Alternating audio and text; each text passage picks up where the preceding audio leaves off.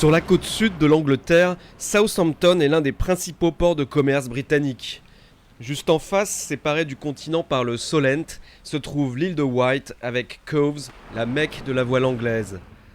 Chaque été depuis 1826, près d'1 millier de voiliers s'y retrouvent pour une semaine de régates et de fêtes, la Cowes Week. Cette année, un visiteur de taille s'est invité lors de la première course. Samedi 6 août vers 15h, le Anne Knutsen, pétrolier de 260 mètres de long chargé de plus de 120 000 tonnes de brut, remonte le chenal de Southampton pour venir décharger sa cargaison. Bien entendu, le navire n'est pas manœuvrant, au point qu'un remorqueur le tire à l'envers pour le freiner et l'aider à rester dans l'axe du chenal. Seulement voilà, Atalanta, un Corby 33, n'a probablement pas écouté la radio ni lu les instructions de course et tente de passer au ras de l'étrave du supertanker. Oh my god!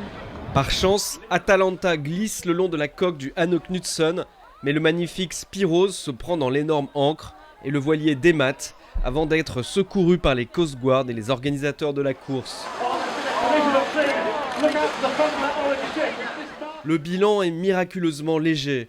2 hommes à la mer, dont l'un semble avoir abandonné le navire avant la collision, et un blessé léger à la tête qui sortira de l'hôpital dès le lendemain. Une chance pour Rolly Wilson, le skipper anglais du Corby 33 dont le comportement irresponsable aurait pu avoir des conséquences dramatiques.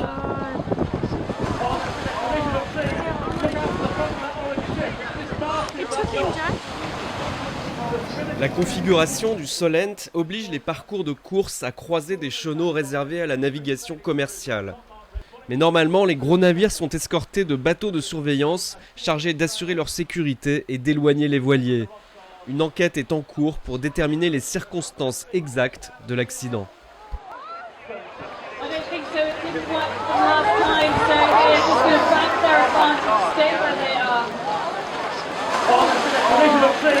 Look out for the front of that orange ship. It's this mast in that yacht.